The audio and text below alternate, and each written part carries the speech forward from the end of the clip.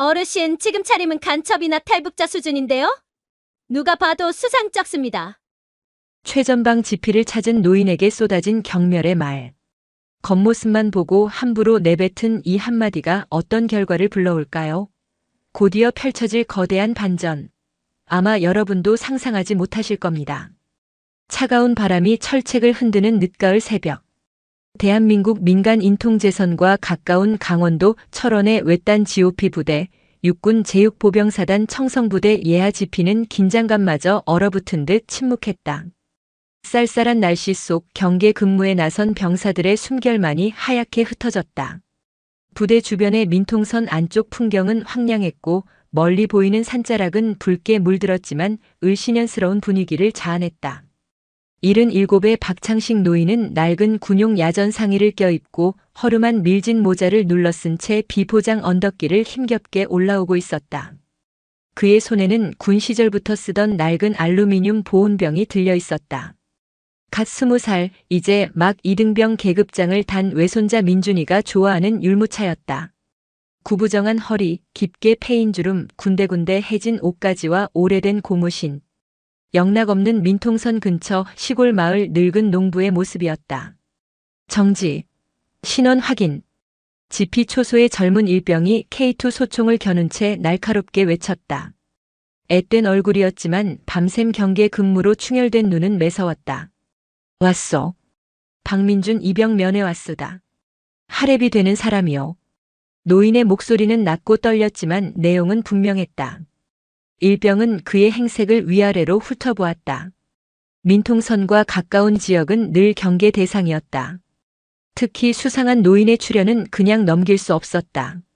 신분증 제시하십시오. 박 노인은 품 안에서 구겨진 지갑을 꺼내 주민등록증을 건넸다. 일병은 신분증 사진과 노인의 얼굴을 번갈아 확인하고 수상쩍다는 듯 몇 번이고 다시 쳐다봤다. 그리고는 초소 안에 전화기를 들었다. 본부. 현재 지피 초소. 민간인 한 분, 박민준 이병 면회 요청. 신원 확인 바랍니다. 잠시 후 초소 문이 열리며 차가운 표정의 여군 하사가 나왔다. 그녀의 전투복에는 강윤아라는 이름표와 함께 빛바랜 하사 계급장이 붙어 있었다. 어르신, 박민준 이병 면회 오셨습니까? 강윤아 하사의 목소리는 딱딱하고 냉랭했다. 오랜 GOP 근무에 지친 듯 민간인에 대한 경계심이 느껴졌다. 그렇소. 우리 손주 녀석 얼굴이나 한번 보려고. 박 노인이 보온병을 슬쩍 내밀었지만 강 하사는 매몰차게 그의 신분증만 받아들었다. 일단 안으로 들어오십시오. 면회 기록부터 작성하셔야 합니다. 박 노인이 초소 안으로 들어서자 강 하사의 시선은 그의 옷차림을 훑었다. 낡은 야전상에 여기저기에 흙먼지가 묻어 있었고 해진 고무신은 험한 길을 걸어온 흔적을 고스란히 보여주고 있었다. 그녀의 표정이 더욱 굳어졌다. 어르신, 면회는 혹시 사전에 약속이 되어 있었습니까? 아니요. 그냥 이 근처에 잠시 볼 일이 있어서 왔다가 민준이 얼굴이나 잠깐 보고 가려고 갑자기 온 건 미안하게 됐소. 박 노인이 멋쩍게 뒷머리를 극적이며 말했다. 그의 어눌한 말투와 허름한 행색은 강 하사의 의심을 더욱 깊게 만들었다. 여기는 함부로 드나들 수 있는 곳이 아닙니다. 특히 민통선과 가까운 곳이지 않습니까? 그리고 어르신, 이런 행색으로 오시면 마치 북한에서 간 넘어온 간첩이나 탈북민으로 오해받기 쉽습니다. 군사보안에 심각한 문제가 될 수 있다는 것을 아셔야 합니다. 강 하사의 목소리는 날카롭게 박혔다. 그녀의 눈빛은 박 노인을 범죄자 취급하듯 매서웠다. 박 노인은 그녀의 강압적인 태도에 당황한 듯 아무 말도 하지 못했다. 허허, 내가 군 생활할 때랑은 많이 달라졌구만. 박 노인이 어색하게 웃으며 중얼거렸다. 그의 젊은 시절, 군 생활은 그녀가 상상하기도 힘들 만큼 오래전의 이야기였다. 어느 부대 나오셨습니까? 강 하사의 질문은 싸늘했다. 진심으로 궁금해서 묻는 것이 아니라 그의 정체를 떠보려는 듯한 뉘앙스였다. 아, 예전에 육사단에서. 박 노인의 대답은 망설임과 함께 작아졌다. 오래된 기억을 더듬는 듯 했다. 여기요? 몇 년도에 복무하셨습니까? 강 하사는 더욱 날카롭게 질문했다. 그녀의 의심은 꼬리에 꼬리를 물고 이어졌다. 아, 잘 기억이 안 나네. 워낙 오래돼서. 박 노인의 대답은 더욱 흐릿해졌다. 그의 초라한 모습과 어눌한 말투는 강 하사의 불신감을 극대화시키고 있었다.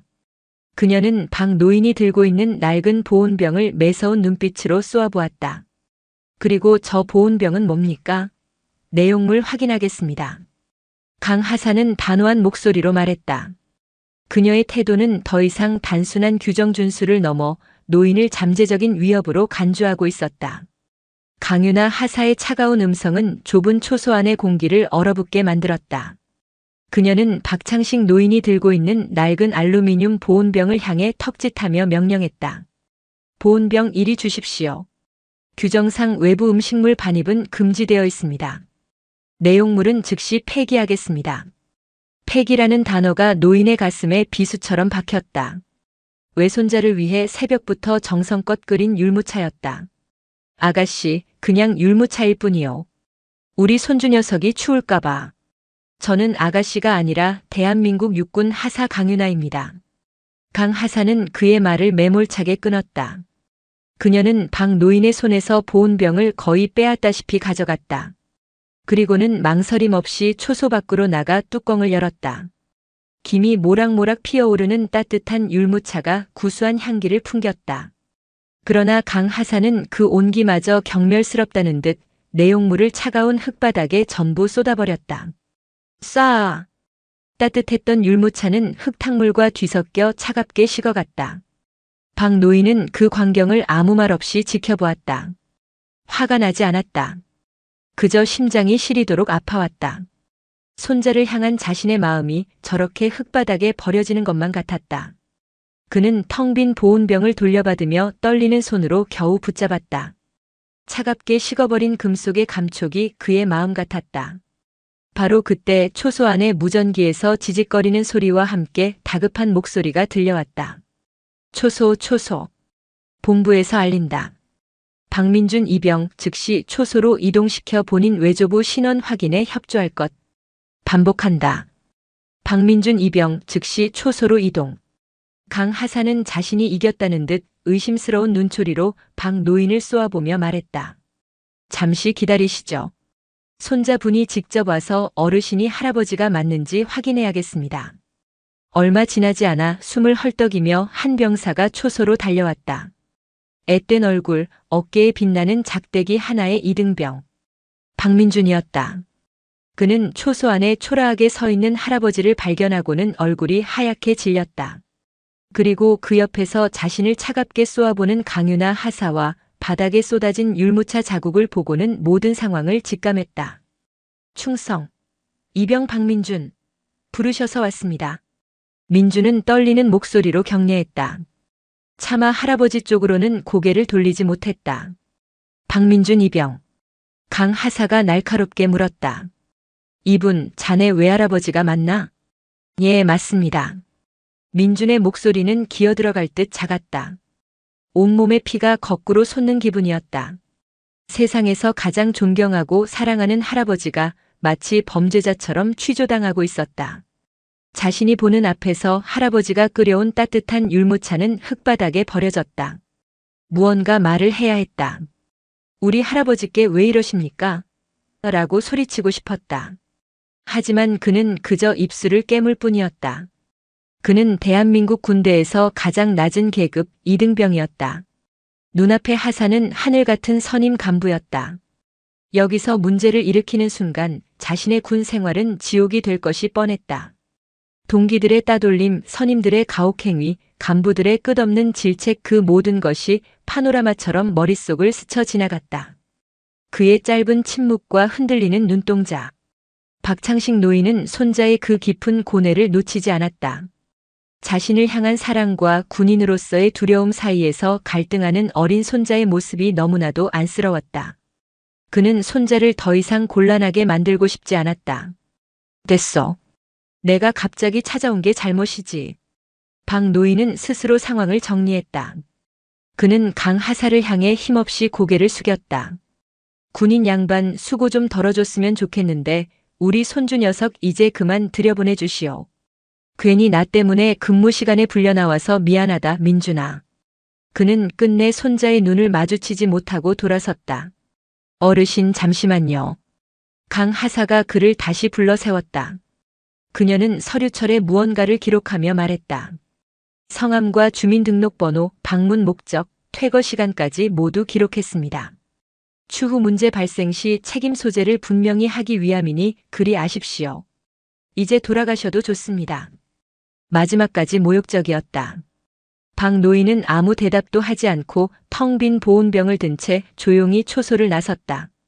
굽은 등이 찬 바람에 더욱 휘어지는 것 같았다. 박민준 이병 복귀해. 강 하사의 명령에 민준은 끝내 할아버지를 부르지 못하고 돌아섰다.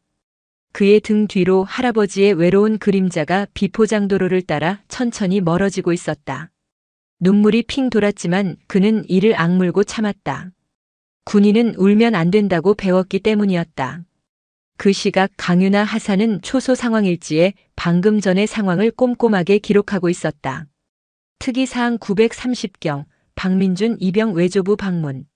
사전 승인 부재 및 거동 수상자로 판단, 신원 확인 후 퇴거 조치 완료. 특이 동향 없음. 그녀는 자신의 조치가 완벽했다고 생각했다. 민통선 최전방 GOP에서 이 정도의 경계심은 당연한 것이었다. 오히려 자신의 철두철미함이 부대의 안전을 지켰다는 생각에 뿌듯함마저 느꼈다.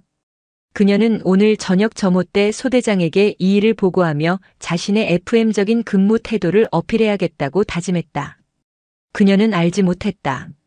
자신이 방금 걷어찬 것이 단순한 절차를 무시한 노인이 아니라 자신이 서 있는 이 부대의 역사 그 자체라는 것을. 한편 생활관으로 복귀한 박민준 이병의 머릿속은 지옥이었다. 할아버지의 마지막 모습이 눈앞에서 떠나질 않았다. 흙바닥에 쏟아지던 율무차 힘없이 돌아서던 구분 등, 그리고 자신을 차마 바라보지 못하던 그 슬픈 눈빛. 나는 쓰레기야, 비겁한 놈. 자괴감이 온몸을 짓눌렀다. 세상에서 가장 소중한 가족이 눈앞에서 모욕을 당하는데 그는 아무것도 하지 못했다. 그저 두려움에 떨며 방관했을 뿐이다. 그는 할아버지에 대해 아는 것이 거의 없었다. 그저 6.25 전쟁에 참전했다는 것, 평생을 철원 시골 마을에서 과묵하게 농사만 지으셨다는 것뿐이었다. 그래서 더 부끄러웠다. 남들처럼 대단한 빽이 없는 자신의 처지가 초라한 행색의 할아버지를 더욱 비참하게 만든 것 같았다. 그때 생활관 선임 하나가 그에게 다가와 툭 던지듯 말했다. 야, 박민준.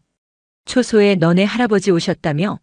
강하사 미친년한테 제대로 찍혔다면서.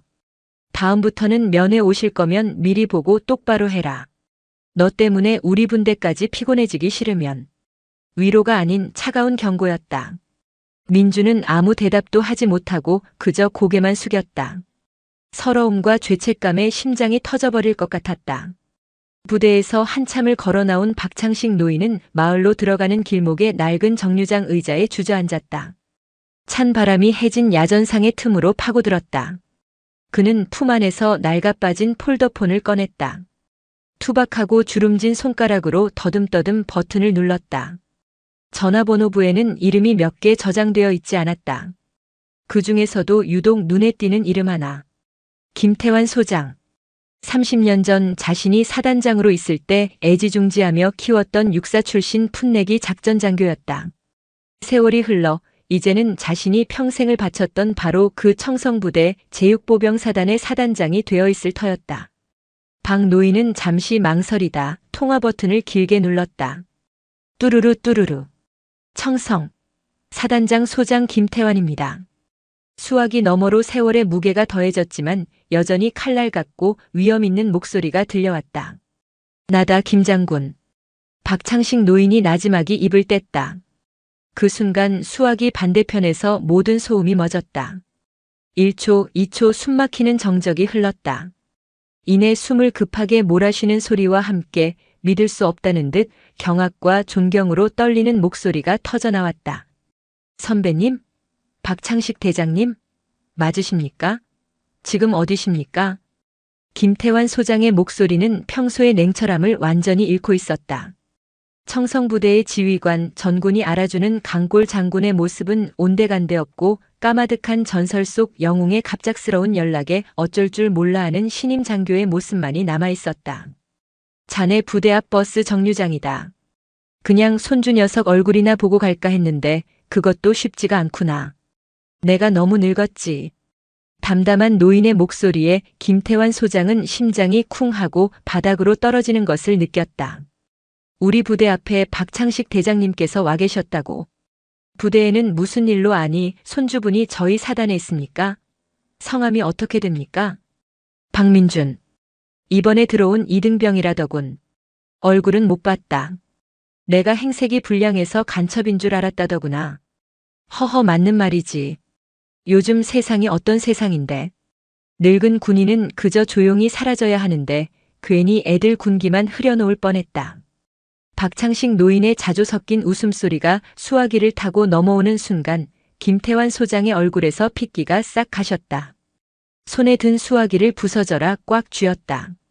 책상 위 결제 서류들이 그의 분노에 찬 숨결에 파르르 떨렸다.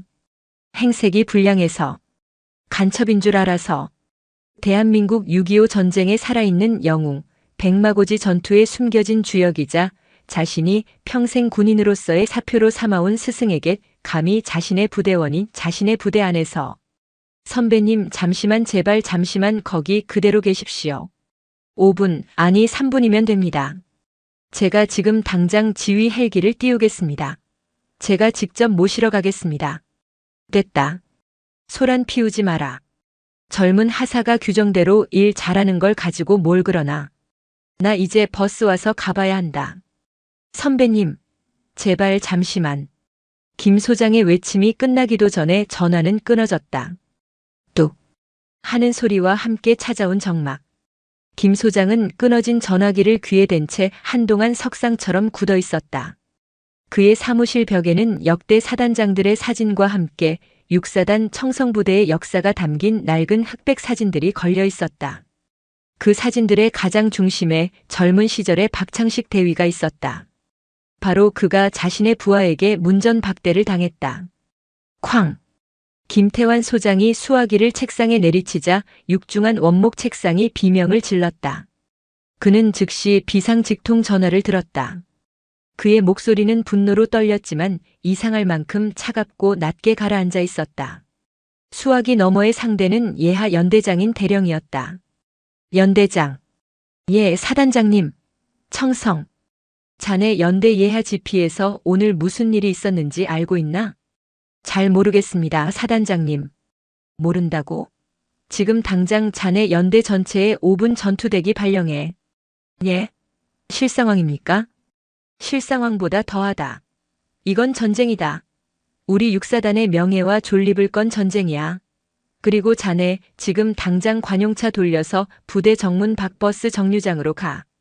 거기에 낡은 야전 상의를 입은 노인 한 분이 계실 거다. 그분이 바로 이 부대의 주인이시다. 무슨 수를 써서라도 내 목숨을 걸어서라도 반드시 모셔와. 만약 그분 머리카락 하나라도 상하게 만들면 자네부터 군복 벗을 줄 알아. 명령은 끝났다. 잠시 후 철원의 고요한 민통선 지역을 뒤흔드는 날카로운 비상 사이렌 소리가 육사단 전체에 울려 퍼지기 시작했다. 그것은 단순한 비상 소집이 아니었다. 청성부대의 심장이 멈췄다가 분노로 다시 뛰기 시작하는 소리였다. 철원의 깊은 골짜기를 뒤흔드는 날카로운 사이렌 소리는 멎지 않았다. 육사단 전체에 발령된 비상사태는 최전방 지피의 작은 초소를 순식간에 아수라장으로 만들었다. 지피의 모든 병력은 무슨 영문인지도 모른 채 완전 무장을 갖추고 초소 앞 공터에 도열했다. 그들의 얼굴에는 북한군의 기습 도발에 대한 공포보다 미지의 이유로 인한 혼돈과 불안이 더욱 짙게 서려 있었다. 시발 실상황이야? 왜 말이 없어? 대대장님 무전기에 불나던데. 보통 일이 아닌 건 확실해. 간첩이라도 넘어왔나? 나직한 수군거림 속에서도 병사들의 시선은 모두 한 곳, 지피를 책임지는 젊은 소대장에게로 향했다. 갓 임관한 소위는 사색이 된 얼굴로 무전기를 붙잡고 있었지만 그 역시 상황을 파악하지 못하고 있었다. 대열의 맨 앞줄 강유나 하사는 짜증과 의문으로 가득 찬 표정이었다. 웬 늙은이 하나 때문에 이게 무슨 난리야. 설마 아까 그 노인이 어디다 찔러서 일이 커진 건가? 아니야, 그럴 리 없어. 나는 규정대로 처리했을 뿐이야. 그녀는 이 모든 소란이 자신의 완벽했던 일처리에 흠집을 낼까봐 불안하면서도 한편으로는 자신의 정당성을 굳게 믿고 있었다. 하지만 박민준 이병의 심장은 완전히 다른 이유로 얼어붙어 있었다. 이 비상사태가 조금 전에 할아버지 일과 관련이 있을 것이라는 끔찍한 예감이 온몸을 올감했다. 아니야, 설마. 시골 늙은이 한 명 때문에 사단 전체가 뒤집힐 리가 없어. 아닐 거야.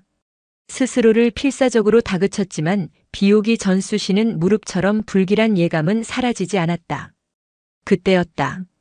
지피로 통하는 비포장도로 저편에서부터 땅을 울리는 엔진 소리와 함께 여러 대의 차량 불빛이 어둠을 찢으며 다가왔다. 선두에는 헌병 사이드카가 경광등을 번쩍였고 그 뒤를 따르는 것은 별 2개가 선명한 사단장 지휘 차량이 아닌 무궁화 3개가 박힌 연대장 지휘 차량이었다. 그러나 그 행렬의 위압감은 마치 군단장이 직접 행차하는 듯 살벌했다. 차량 행렬은 지피 초소 앞에 급정거하며 흙먼지를 일으켰다. 운전병이 채 문을 열기도 전에 연대장인 이진석 대령이 차에서 뛰쳐나왔다. 그의 얼굴은 하얗게 질려 있었고 이마에는 식은 땀이 흥건했다. 그는 방금 전 수화기 너머로 들려온 사단장의, 아니, 지옥에서 울려 퍼지는 듯한 포효를 잊을 수 없었다. 이진석 대령, 자네 목이 몇 개야? 자네 관할 지피에서 대한민국 육군의 역사를 능멸했어. 당장 가서 그분을 찾아 모시지 못하면 내가 직접 가서 자네 군복을 찢어버릴 테니 그리 알아. 이 대령은 지피 소대장에게는 눈길도 주지 않은 채 미친 사람처럼 주변을 두리번거렸다. 어르신, 어르신 어디 계십니까? 조금 전에 여기 오셨던 어르신 못 봤나? 그의 다급한 외침에 지피 병력 전체가 얼어붙었다. 연대장이 직접 찾는 어르신이라니. 강유나 하사는 그제야 상황이 자신이 상상했던 것 이상으로 심각하게 돌아가고 있음을 깨달았다. 심장이 철렁 내려앉았다. 제가 아까 그분을 퇴거 조치했습니다. 정문 밖 버스 정류장 쪽으로 가셨습니다. 강 하사가 떨리는 목소리로 보고했다. 이 대령은 그녀를 잡아먹을 듯한 눈으로 한번 쏘아보고는 다시 차에 올라타 흙먼지를 일으키며 정류장 방향으로 사라졌다. 남겨진 지피에는 숨막히는 정적만이 흘렀다. 박민준 이병은 온몸에 피가 마르는 기분이었다. 연대장이 직접 찾는 할아버지. 대체 무슨 일이 벌어지고 있는 것인가? 잠시 후 연대장의 차량이 다시 모습을 드러냈다. 하지만 여전히 뒷좌석은 비어 있었다. 이진석 대령의 얼굴은 이제 하얗다 못해 검게 죽어 있었다. 그는 차에서 내려 어딘가로 다급하게 무전을 쳤다. 사단장님, 정류장에도 마을 입구에도 안 계십니다. 제가 죽을 죄를 지었습니다. 무전기 너머로 어떤 불호령이 떨어졌는지 이 대령은 허리가 끊어질 듯 고개를 숙인 채 죄송합니다. 만을 반복했다. 바로 그때였다. 두두두두두. 하늘을 찢는 듯한 굉음과 함께 육중한 UH-60 블랙호크 헬리콥터 한 대가 지피 상공에 나타났다. 헬리콥터는 착륙할 곳도 마땅치 않은 좁은 공터에 아랑곳하지 않고 강력한 하강풍으로 주변의 모든 것을 날려버릴 듯 거칠게 내려앉았다. 기체 옆면에는 빛나는 별 2개, 사단장 탑승 표식이 선명했다. 헬기의 문이 열리고 사단장 김태환 소장이 성난 사자처럼 걸어 나왔다. 그의 뒤를 사단 참모장과 작전 참모가 겁에 질린 얼굴로 따랐다. 김 소장의 시선은 연병장의 도열한 그 누구에게도 향하지 않았다. 그의 눈은 오직 단 한 사람, 자신의 스승을 찾고 있었다. 그 순간 모두의 시선이 한 곳으로 향했다. 저 멀리 부대로 향하는 언덕길을 천천히 걸어 올라오는 한 노인의 모습이 보였다. 낡은 야전상에 허름한 밀짚 모자. 조금 전 모두가 무시하고 내쫓았던 바로 그 노인, 박창식이었다. 그는 이 모든 소란이 자신 때문이라는 것을 직감하고 혹여나 어린 군인들이 다칠까 싶어 제 발로 돌아오고 있는 것이었다. 그 모습을 발견한 이진석 대령은 구세주라도 만난 듯 달려나갔다. 그리고 지피의 모든 병사들이 자신의 눈을 의심하게 만드는 광경이 펼쳐졌다. 이 대령은 박창식 노인의 앞에서 허리를 90도로 숙여 사죄의 절을 올리듯 예를 갖추더니 마치 자신의 아버지를 모시듯 조심스럽게 그를 부축했다. 마침내 노인이 지피공터에 도착했다. 모든 시선이 그에게 쏠렸다. 김태환 소장은 그를 발견한 순간 그 자리에 부동자세로 섰다. 그리고 다음 순간 그는 자신의 군 생활 35년의 모든 충정과 존경, 그리고 죄스러움을 담아 가장 우렁차고 절도 있는 거수경례를 외쳤다. 청성. 그의 목소리는 철원의 모든 산맥을 뒤흔드는 듯 했다. 소장 김태환. 박창식 대장님께 대하여 경례. 대장님. 그 단어가 공기를 가르는 순간 지피의 모든 것이 얼어붙었다. 병사들은 숨 쉬는 것조차 잊었다. 대장. 별내. 대한민국 군대의 정점. 국군 통수권자인 대통령을 제외하면 군인으로서 오를 수 있는 가장 높은 자리. 눈앞에 이 초라한 노인이 전설 속에서나 존재하는 사성 장군이었다는 말인가. 그 단어가 강유나 하사의 귓전을 때리는 순간 그녀의 눈앞이 캄캄해졌다. 다리에 힘이 풀리며 몸이 그대로 앞으로 고꾸라졌다. 옆에 있던 동료가 부축하지 않았다면 머리부터 땅에 처박혔을 것이다. 내 대장님이라고? 저 노인이 내가 간첩 취급하며 율무차를 쏟아버린 저 노인이 대장님이셨다고. 자신이 내뱉었던 모든 모욕적인 말과 행동들이 수억 개의 칼날이 되어 심장을 꿰뚫는 것 같았다. 행색이 불량합니다. 간첩인 줄 알겠습니다. 정체 모를 물건을 치우십시오. 자신이 철저하게 지켰다고 믿었던 그 규정이라는 것이 얼마나 오만하고 어리석은 것이었는지 뼈저리게 깨달았다. 이것은 단순한 근무 태만이 아니었다. 부대의, 아니 대한민국 국군의 역사를 모독한 대역죄였다. 그리고 그 순간 박민준 이병은 자신의 세상이 무너져 내리는 소리를 들었다. 대장. 사성장군.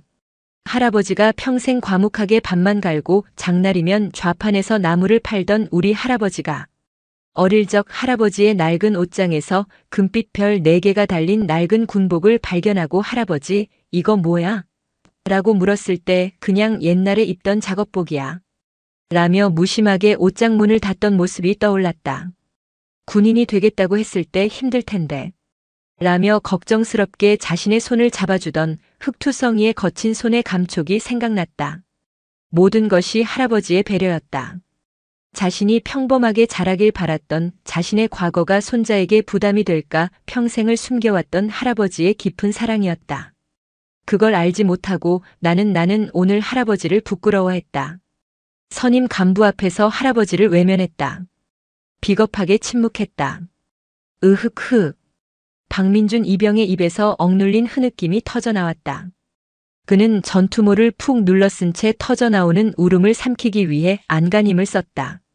수치심과 죄책감 그리고 할아버지를 향한 무한한 미안함이 온몸을 갈갈이 찢는 것 같았다. 경례를 마친 김태환 소장이 벼락 같은 목소리로 전 지피 병력을 향해 외쳤다. 전 부대원은 주목. 지금 내 앞에 서 계신 이분이 누군지 아는가? 대답 없는 공터. 김 소장의 목소리가 더욱 격해졌다. 너희들이 지금 목숨 걸고 지키는 이 땅, 이 철책선을 잇게 하신 분이다. 6.25 전쟁 당시 너희들의 대선배들과 함께 백마고지에서 맨몸으로 중공군을 막아내셨고 월남전 파병부대 지휘관을 거쳐 육군참 모총장과 합참의장을 역임하신 살아있는 전설. 너희들이 밟고 있는 이 육사단 청성부대의 영원한 정신적 지주. 박창식 대장님이시다. 그의 외침은 끝나지 않았다. 그의 불타는 시선은 이제 바닥에 주저앉아 있는 강유나 하사에게 정확히 꽂혀 있었다.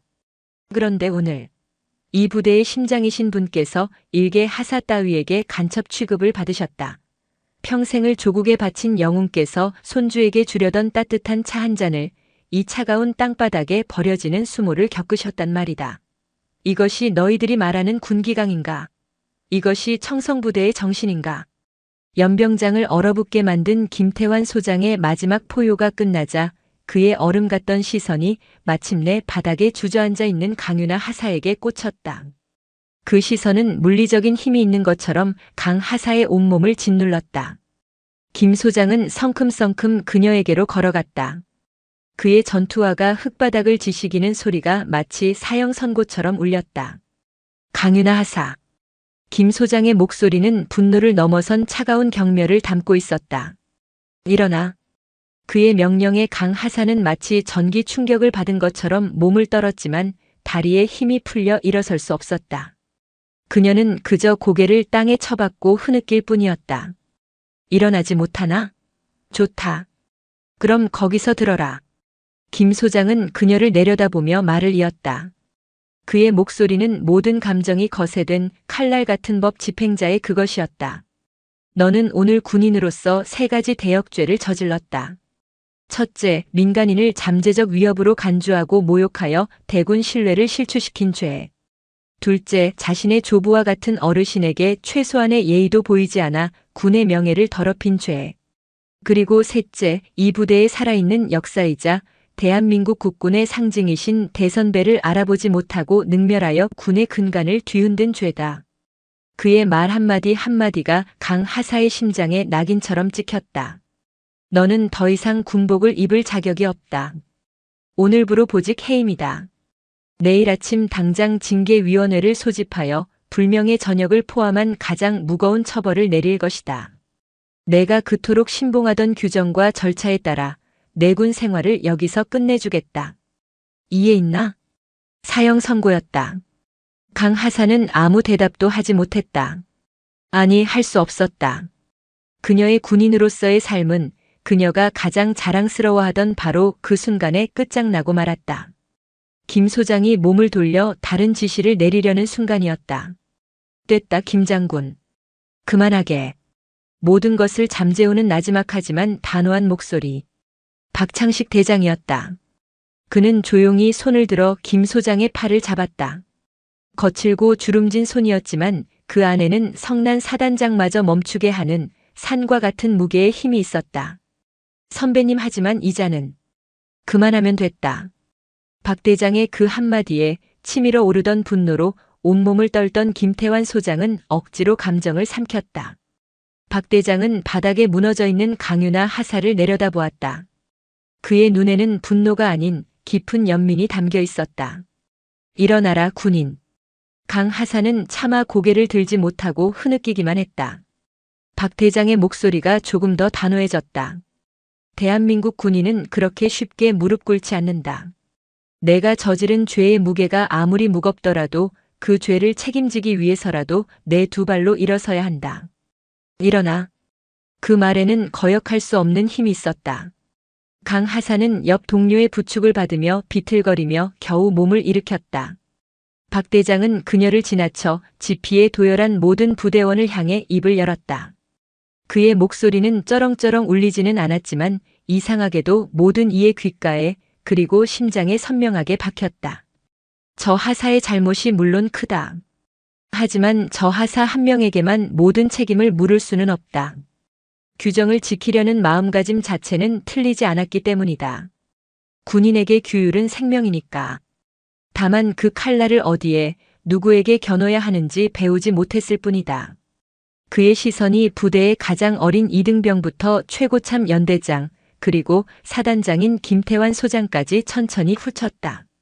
진짜 강한 군인은 철갑처럼 단단한 규율만으로 완성되는 게 아니다. 번지르르한 겉모습이나 계급장으로 사람을 판단하는 건 더더욱 아니고, 진짜 강한 군인은 따뜻한 심장을 가진 군인이다. 규율은 자신과 전우를 지키는 갑옷이지 그 안에 있어야 할 뜨거운 심장을 대신할 순 없네. 그는 잠시 숨을 골랐다. 모든 군인들이 숨을 죽이고 그의 다음 말을 기다렸다. 우리가 총을 들고 이 차가운 철책선을 지키는 이유가 무엇인가? 저 너머의 적을 막기 위함이기도 하지만 근본적으로는 이 땅의 우리 국민들, 내 가족과 이웃을 지키기 위함이다. 자신을 낮출 줄 알아야 한다는 뜻이다. 우리가 목숨 걸고 지켜야 할 국민들 앞에서 그리고 피와 땀으로 이 나라를 지켜낸 이름 모를 선배들 앞에서 언제나 겸손할 줄 아는 군인. 그게 바로 진짜 강한 군인이다. 그의 말 한마디 한마디가 수백 명 군인들의 얼어붙었던 마음을 녹이는 듯 했다. 박 대장은 다시 강윤아 하사를 바라보았다. 자네가 오늘 쫓아낸 것은 행색 초라한 늙은이 한 명이었을지 몰라도 자네가 모욕한 것은 바로 이 군복의 명예였다. 자네가 쏟아버린 것은 단순한 율무차가 아니라 손주를 걱정하는 할애비의 마음이었고 그것이 바로 자네가 지켜야 할 국민의 마음이었다. 앞으로는 그 명예의 무게와 마음의 온도를 알고 행동하게. 그게 오늘 내가 자네에게 주는 마지막 가르침이다. 바로 그 순간이었다. 보고. 대열 속에서 외마디 외침이 터져나왔다. 모든 이의 시선이 소리가 난 곳으로 향했다. 박민준 이병이었다. 그는 대열을 이탈하는 것이 얼마나 큰 군법 위반 행위인지 알면서도 앞으로 뛰쳐나왔다. 그의 얼굴은 눈물과 콧물로 범벅이 되어 있었다. 이병 박민준, 사단장님과 대장님께 보고 드릴 말씀 있습니다. 그는 강유나 하사의 옆 할아버지 박창식 대장의 바로 앞에 와서 멈춰섰다. 그리고 조금의 망설임도 없이 무릎을 꿇었다. 저 또한 죄인입니다. 저는 저분이 제 할아버지라는 것을 알면서도 모른 척했습니다. 지피공터가 다시 한번 술렁였다. 선임 간부의 질책이 두려워서 앞으로의 군 생활이 힘들어질까봐 무서워서 평생 저를 키워주신 할아버지를 외면했습니다. 규정을 몰랐던 강유나 하사보다 모든 것을 알고도 비겁하게 침묵하고 방관한 제가 더 큰 죄인입니다. 저를 처벌해 주십시오. 박민준 이병은 고개를 아스팔트 바닥에 박고 어린아이처럼 오열했다. 그 모습을 지켜보던 박창식 대장의 무표정하던 얼굴에 처음으로 깊은 슬픔과 사랑의 균열이 일었다. 그는 손자에게 다가가 두 팔로 그의 어깨를 잡아 일으켜 세웠다. 민준아. 할아버지, 제가 죽일 놈입니다. 괜찮다. 내 마음이 어땠을지 할애비는 다 안다. 박 대장은 흙먼지 묻은 거친 손으로 손자의 눈물을 닦아주었다. 그리고는 사단장과 연대장, 수많은 전우들이 보는 앞에서 피투성이가 된 손자의 마음을 따뜻하게 감싸 안았다. 잘 컸다, 내 강아지. 이 군복이 아주 잘 어울리는구나. 그 어떤 질책보다 그 어떤 훈계보다 더 무거운 용서였다. 박민준 이병은 할아버지의 품에 안겨 그동안 참아왔던 모든 서러움과 죄책감을 토해내며 울었다. 늙은 영웅과 어린 병사의 모습은 군대의 가장 엄격한 규율 속에서도 가장 먼저 지켜져야 할 것이 무엇인지를 모두에게 보여주고 있었다. 그 모습을 지켜보던 김태환 소장의 눈시울도 붉어졌다.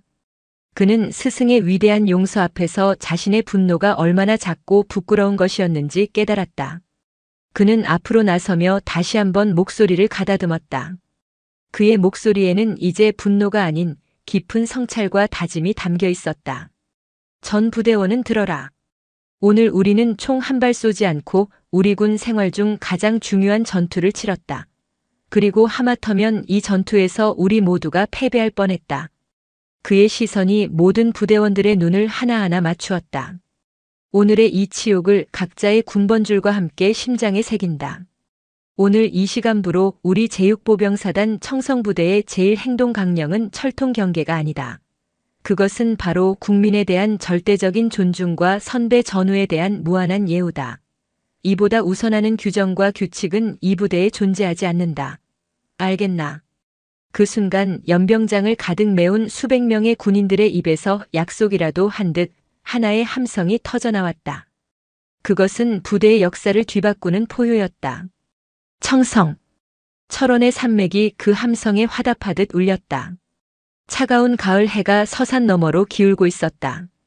길게 늘어진 노병과 어린 손자의 그림자가 심판의 장에서 재탄생의 장으로 변모한 지피공터 위에 하나로 겹쳐지고 있었다.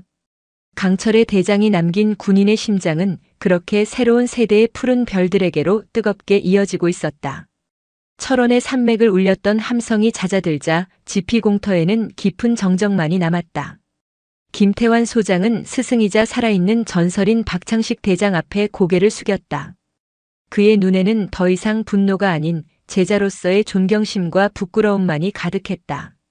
대장님, 부디 저와 함께 사단으로 가주시지요. 제가 제대로 된 예우를 갖춰 모시겠습니다. 이 모든 사태를 책임지고. 됐다. 박창식 대장이 그의 말을 부드럽게 잘랐다. 그는 외손자의 어깨를 감싸 안은 채 김 소장을 보며 옅게 웃었다. 자네는 자네 부대원들을 다독여야지. 늙은이 신경 쓰지 말고. 오늘 일로 애들 군기 빠졌다고 밤새 뺑뺑이 돌릴 생각은 더더욱 말고. 뼈가 있는 농담에 김 소장의 얼굴이 붉어졌다. 그는 말없이 고개를 숙였다. 박 대장은 손자를 돌아보았다. 나는 우리 강아지 얼굴 봤으니 됐다. 민주나 하래비는 이제 가봐야겠다. 몸 건강히 지내고 휴가 나오면 그때 보자. 그는 더 이상 소란을 만들고 싶지 않았다. 이 모든 상황이 어린 손자와 젊은 군인들에게 씻을 수 없는 상처가 될까 염려스러웠다. 그는 헬리콥터 쪽은 쳐다보지도 않고 자신이 왔던 길을 따라 다시 걸어가려 했다. 대장님, 잠시만. 김 소장이 다급하게 그를 막아섰다.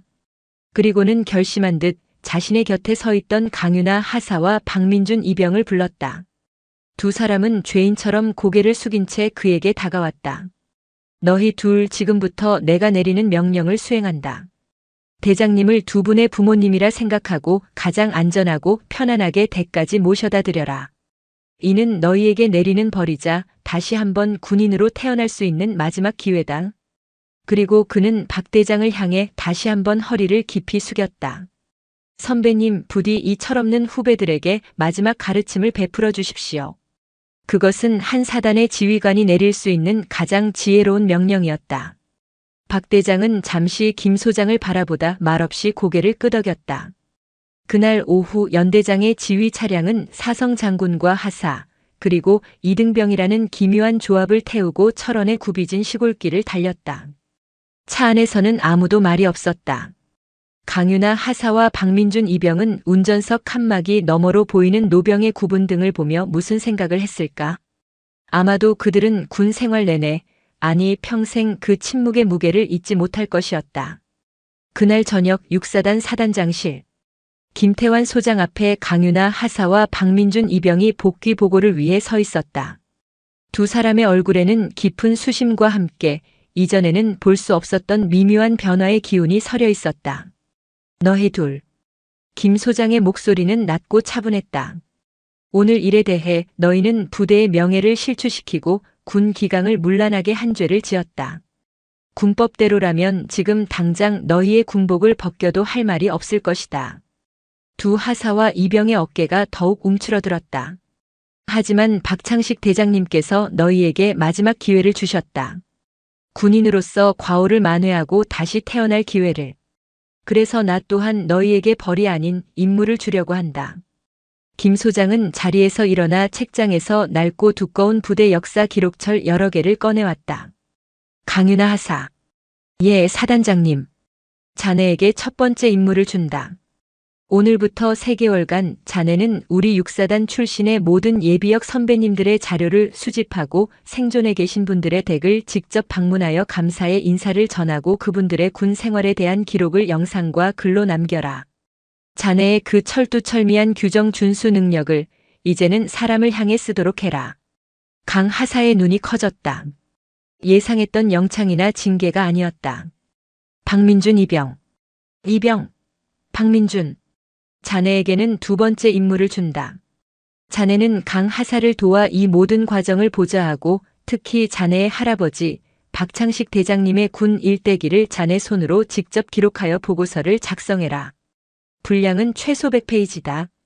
자네가 외면했던 할아버지의 삶이 얼마나 위대했는지 자네 스스로 뼈저리게 깨닫는 것이 자네에게 내리는 벌이다.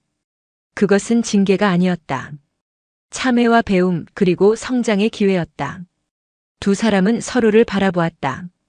그리고 동시에 눈물 섞인 목소리로 외쳤다. 받겠습니다.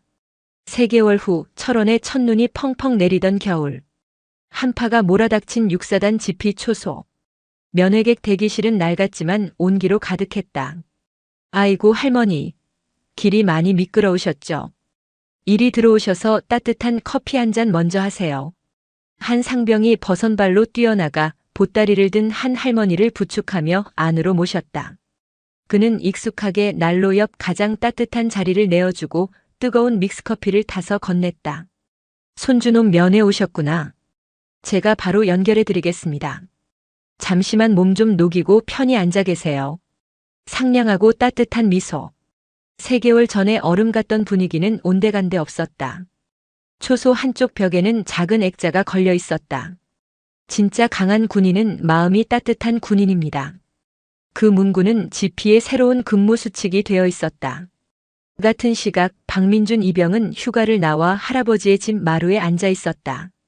그는 할아버지의 낡은 군복을 조심스럽게 닦으며 그가 직접 완성한 150페이지 분량의 보고서에 대해 이야기하고 있었다.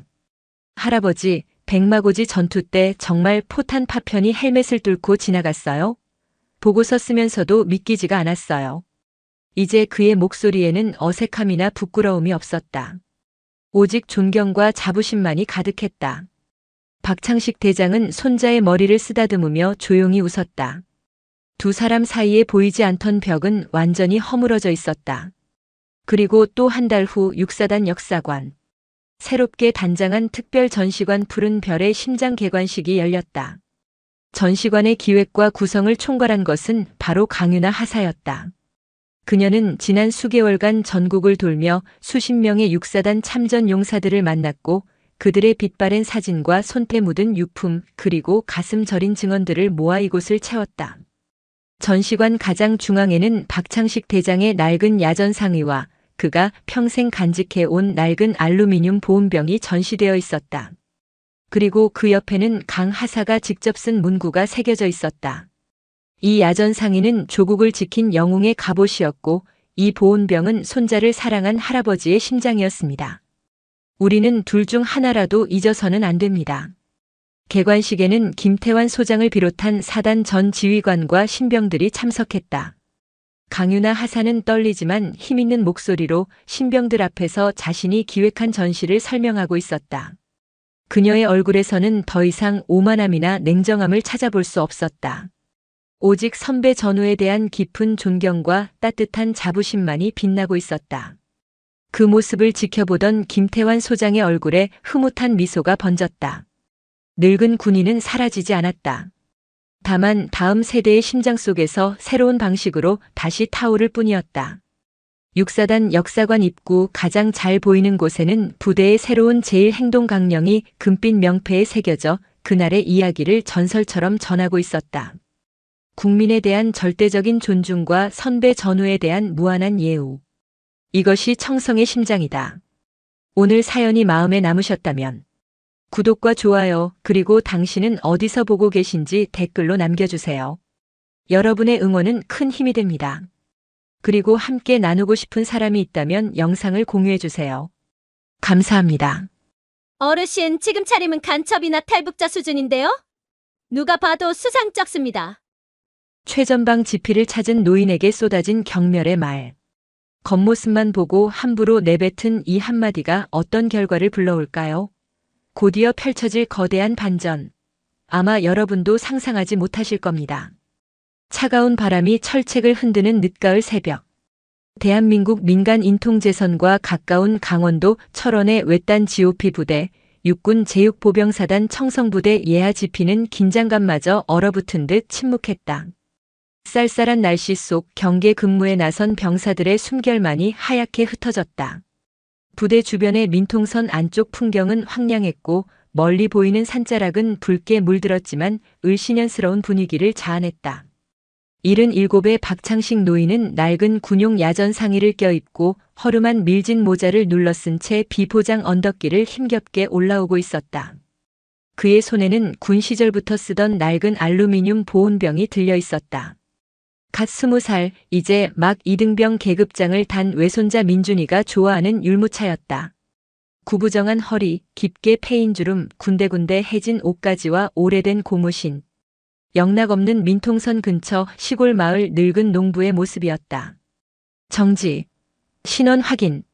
지피 초소의 젊은 일병이 K2 소총을 겨눈 채 날카롭게 외쳤다. 앳된 얼굴이었지만 밤샘 경계 근무로 충혈된 눈은 매서웠다. 왔소. 박민준 이병 면회 왔소다. 하랩이 되는 사람이요. 노인의 목소리는 낮고 떨렸지만 내용은 분명했다. 일병은 그의 행색을 위아래로 훑어보았다. 민통선과 가까운 지역은 늘 경계 대상이었다. 특히 수상한 노인의 출연은 그냥 넘길 수 없었다. 신분증 제시하십시오. 박 노인은 품 안에서 구겨진 지갑을 꺼내 주민등록증을 건넸다. 일병은 신분증 사진과 노인의 얼굴을 번갈아 확인하고 수상쩍다는 듯 몇 번이고 다시 쳐다봤다. 그리고는 초소안에 전화기를 들었다. 본부. 현재 지피 초소. 민간인 한 분, 박민준 입영 면회 요청. 신원 확인 바랍니다. 잠시 후 초소 문이 열리며 차가운 표정의 여군 하사가 나왔다. 그녀의 전투복에는 강윤아라는 이름표와 함께 빛바랜 하사 계급장이 붙어 있었다. 어르신, 박민준 입영 면회 오셨습니까? 강윤아 하사의 목소리는 딱딱하고 냉랭했다. 오랜 GOP 근무에 지친 듯 민간인에 대한 경계심이 느껴졌다. 그렇소. 우리 손주 녀석 얼굴이나 한번 보려고. 박 노인이 보온병을 슬쩍 내밀었지만 강 하사는 매몰차게 그의 신분증만 받아들었다. 일단 안으로 들어오십시오. 면회 기록부터 작성하셔야 합니다. 박 노인이 초소 안으로 들어서자 강 하사의 시선은 그의 옷차림을 훑었다. 낡은 야전상에 여기저기에 흙먼지가 묻어 있었고 해진 고무신은 험한 길을 걸어온 흔적을 고스란히 보여주고 있었다. 그녀의 표정이 더욱 굳어졌다. 어르신, 면회는 혹시 사전에 약속이 되어 있었습니까? 아니요. 그냥 이 근처에 잠시 볼 일이 있어서 왔다가 민준이 얼굴이나 잠깐 보고 가려고 갑자기 온 건 미안하게 됐소. 박 노인이 멋쩍게 뒷머리를 극적이며 말했다. 그의 어눌한 말투와 허름한 행색은 강 하사의 의심을 더욱 깊게 만들었다. 여기는 함부로 드나들 수 있는 곳이 아닙니다. 특히 민통선과 가까운 곳이지 않습니까? 그리고 어르신, 이런 행색으로 오시면 마치 북한에서 간 넘어온 간첩이나 탈북민으로 오해받기 쉽습니다. 군사보안에 심각한 문제가 될 수 있다는 것을 아셔야 합니다. 강 하사의 목소리는 날카롭게 박혔다. 그녀의 눈빛은 박 노인을 범죄자 취급하듯 매서웠다. 박 노인은 그녀의 강압적인 태도에 당황한 듯 아무 말도 하지 못했다. 허허, 내가 군 생활할 때랑은 많이 달라졌구만. 박 노인이 어색하게 웃으며 중얼거렸다. 그의 젊은 시절, 군 생활은 그녀가 상상하기도 힘들 만큼 오래전의 이야기였다. 어느 부대 나오셨습니까? 강 하사의 질문은 싸늘했다. 진심으로 궁금해서 묻는 것이 아니라 그의 정체를 떠보려는 듯한 뉘앙스였다. 아, 예전에 육사단에서. 박 노인의 대답은 망설임과 함께 작아졌다. 오래된 기억을 더듬는 듯했다. 여기요? 몇 년도에 복무하셨습니까? 강 하사는 더욱 날카롭게 질문했다. 그녀의 의심은 꼬리에 꼬리를 물고 이어졌다. 아, 잘 기억이 안 나네, 워낙 오래돼서. 박 노인의 대답은 더욱 흐릿해졌다. 그의 초라한 모습과 어눌한 말투는 강 하사의 불신감을 극대화시키고 있었다. 그녀는 박 노인이 들고 있는 낡은 보온병을 매서운 눈빛으로 쏘아보았다. 그리고 저 보온병은 뭡니까? 내용물 확인하겠습니다. 강 하사는 단호한 목소리로 말했다. 그녀의 태도는 더 이상 단순한 규정 준수를 넘어 노인을 잠재적인 위협으로 간주하고 있었다. 강윤아 하사의 차가운 음성은 좁은 초소 안의 공기를 얼어붙게 만들었다. 그녀는 박창식 노인이 들고 있는 낡은 알루미늄 보온병을 향해 턱짓하며 명령했다. 보온병 이리 주십시오. 규정상 외부 음식물 반입은 금지되어 있습니다. 내용물은 즉시 폐기하겠습니다. 폐기라는 단어가 노인의 가슴에 비수처럼 박혔다. 외손자를 위해 새벽부터 정성껏 끓인 율무차였다. 아가씨, 그냥 율무차일 뿐이요. 우리 손주 녀석이 추울까봐. 저는 아가씨가 아니라 대한민국 육군 하사 강윤아입니다.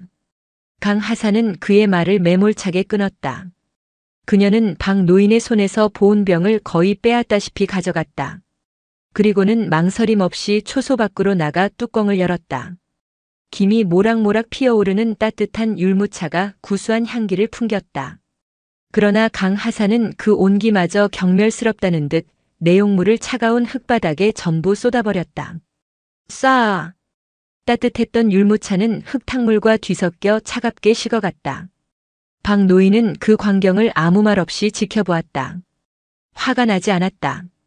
그저 심장이 시리도록 아파왔다. 손자를 향한 자신의 마음이 저렇게 흙바닥에 버려지는 것만 같았다.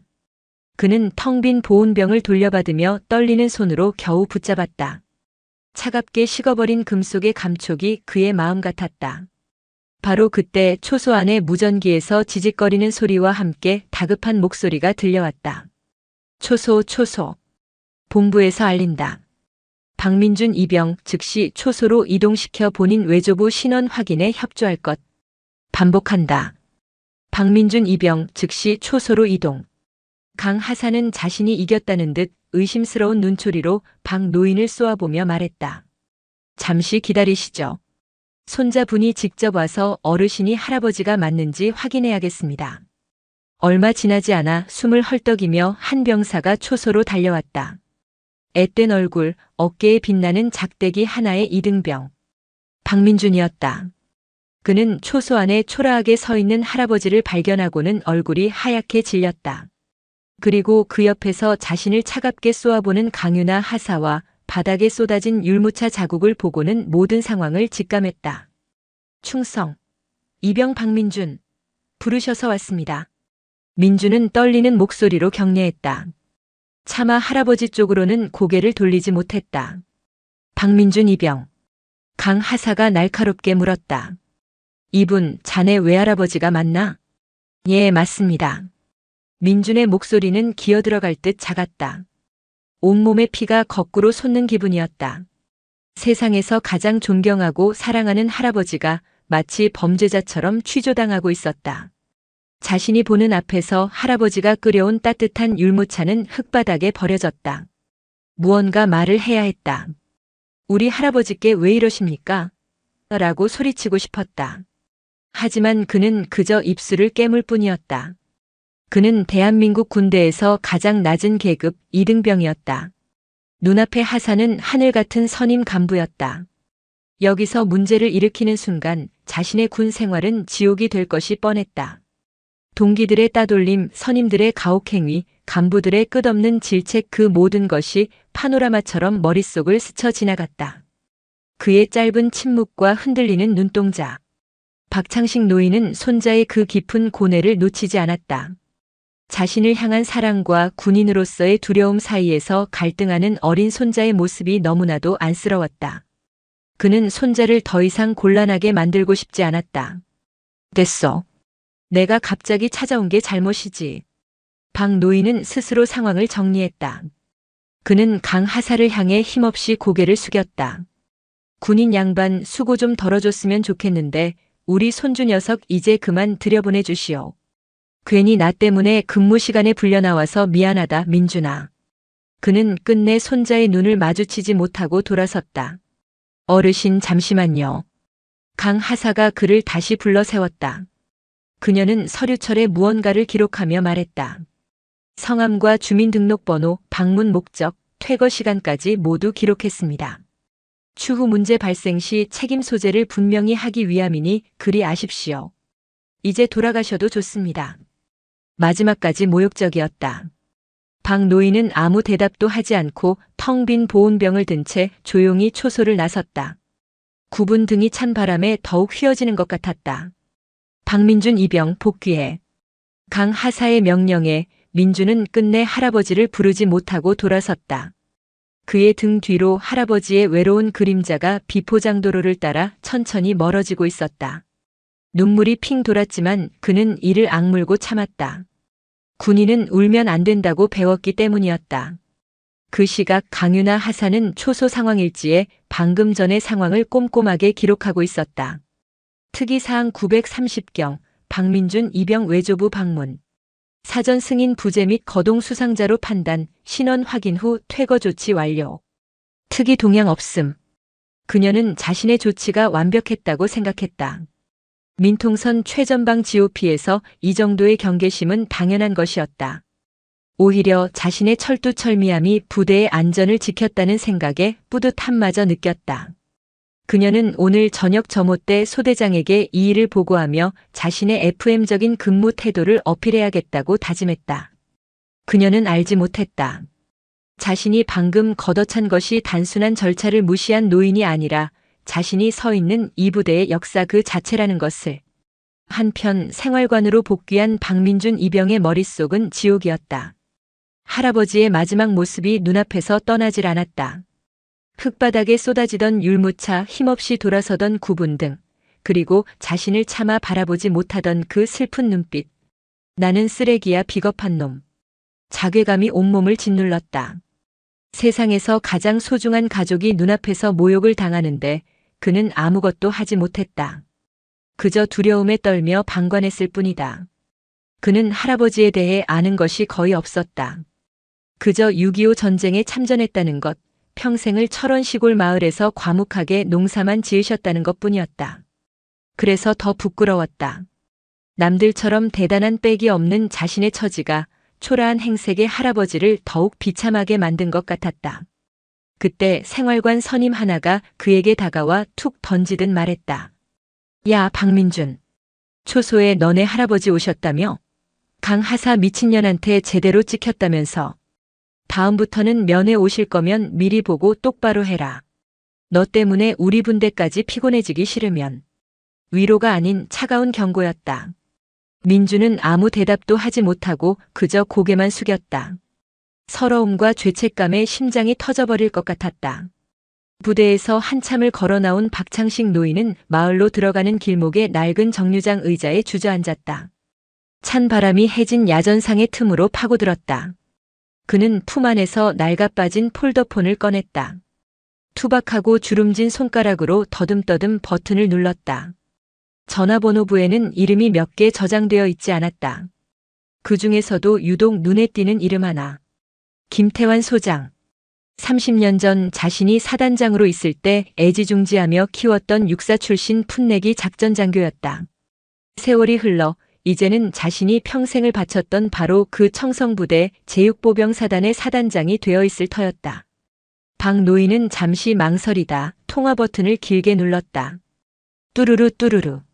청성. 사단장 소장 김태환입니다. 수화기 너머로 세월의 무게가 더해졌지만 여전히 칼날 같고 위험 있는 목소리가 들려왔다.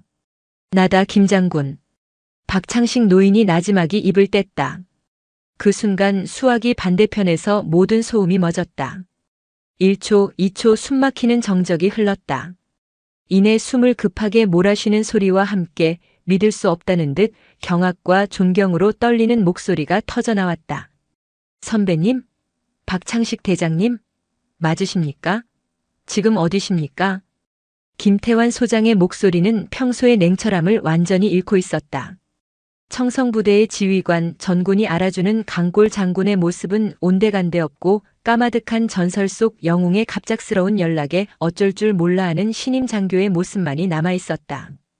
자네 부대 앞 버스 정류장이다. 그냥 손주 녀석 얼굴이나 보고 갈까 했는데 그것도 쉽지가 않구나. 내가 너무 늙었지. 담담한 노인의 목소리에 김태환 소장은 심장이 쿵 하고 바닥으로 떨어지는 것을 느꼈다. 우리 부대 앞에 박창식 대장님께서 와 계셨다고. 부대에는 무슨 일로 아니 손주분이 저희 사단에 있습니까? 성함이 어떻게 됩니까? 박민준. 이번에 들어온 이등병이라더군. 얼굴은 못 봤다. 내가 행색이 불량해서 간첩인 줄 알았다더구나. 허허, 맞는 말이지. 요즘 세상이 어떤 세상인데. 늙은 군인은 그저 조용히 사라져야 하는데 괜히 애들 군기만 흐려놓을 뻔했다. 박창식 노인의 자주 섞인 웃음소리가 수화기를 타고 넘어오는 순간 김태환 소장의 얼굴에서 핏기가 싹 가셨다.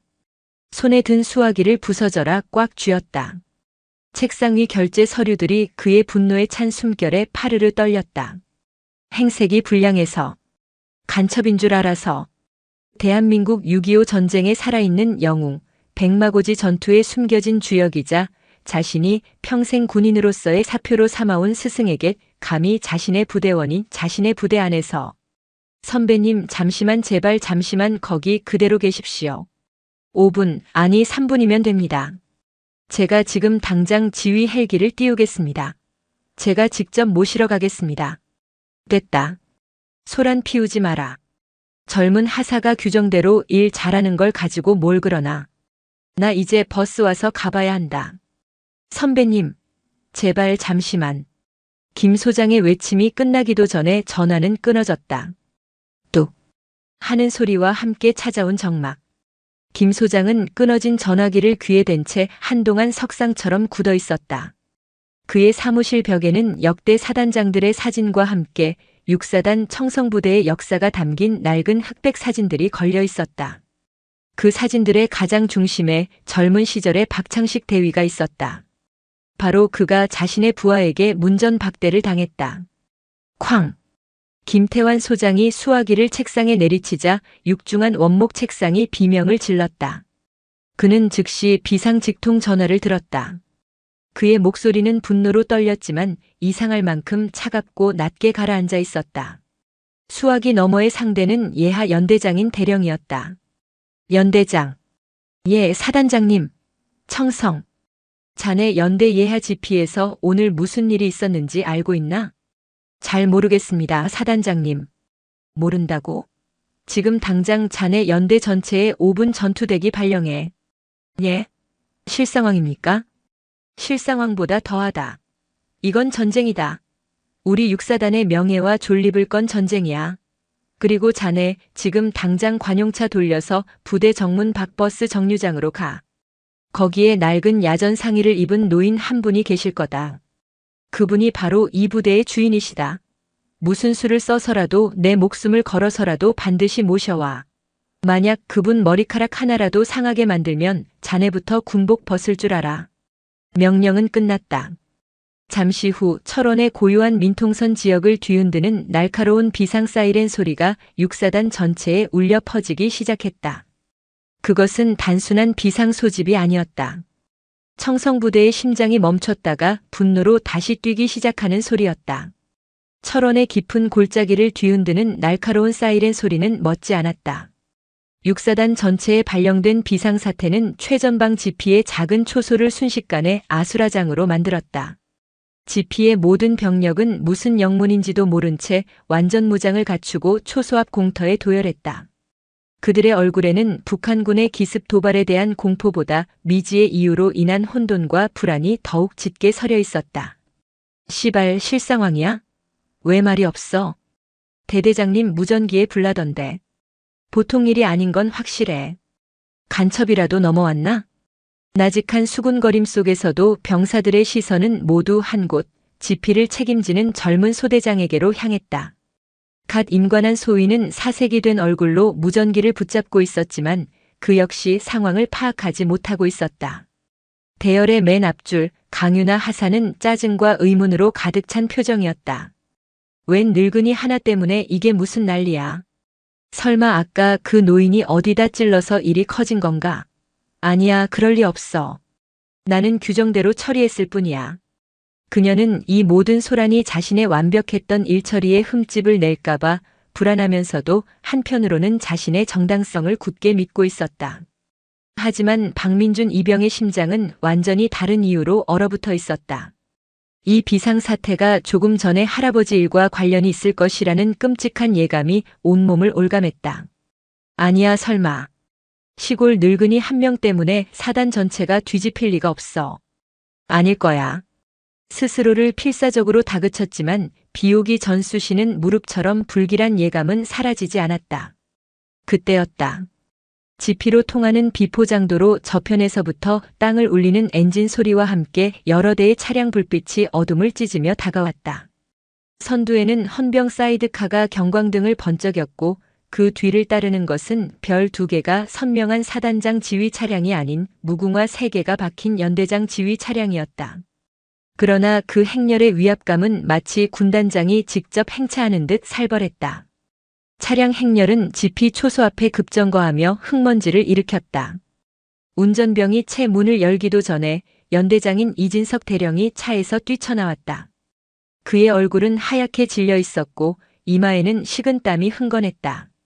그는 방금 전 수화기 너머로 들려온 사단장의, 아니 지옥에서 울려 퍼지는 듯한 포효를 잊을 수 없었다. 이진석 대령, 자네 목이 몇 개야?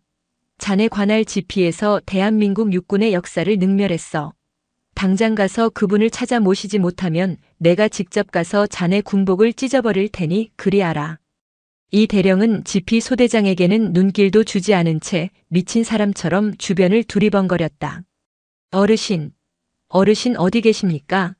조금 전에 여기 오셨던 어르신 못 봤나? 그의 다급한 외침에 지피 병력 전체가 얼어붙었다. 연대장이 직접 찾는 어르신이라니. 강유나 하사는 그제야 상황이 자신이 상상했던 것 이상으로 심각하게 돌아가고 있음을 깨달았다. 심장이 철렁 내려앉았다.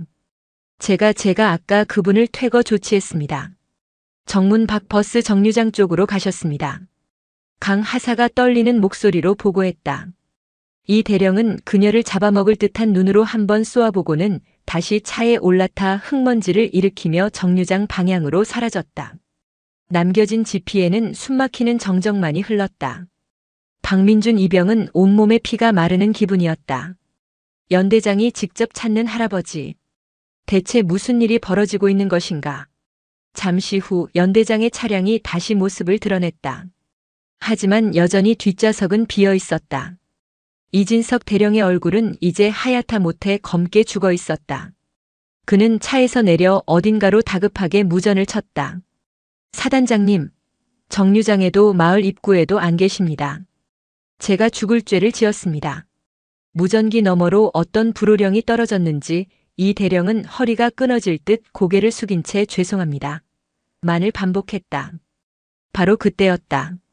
두두두두두. 하늘을 찢는 듯한 굉음과 함께 육중한 UH-60 블랙호크 헬리콥터 한 대가 지피 상공에 나타났다.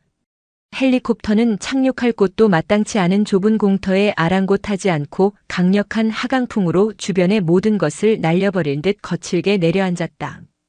기체 옆면에는 빛나는 별 2개, 사단장 탑승 표식이 선명했다. 헬기의 문이 열리고 사단장 김태환 소장이 성난 사자처럼 걸어 나왔다. 그의 뒤를 사단 참모장과 작전 참모가 겁에 질린 얼굴로 따랐다. 김 소장의 시선은 연병장의 도열한 그 누구에게도 향하지 않았다. 그의 눈은 오직 단 한 사람 자신의 스승을 찾고 있었다.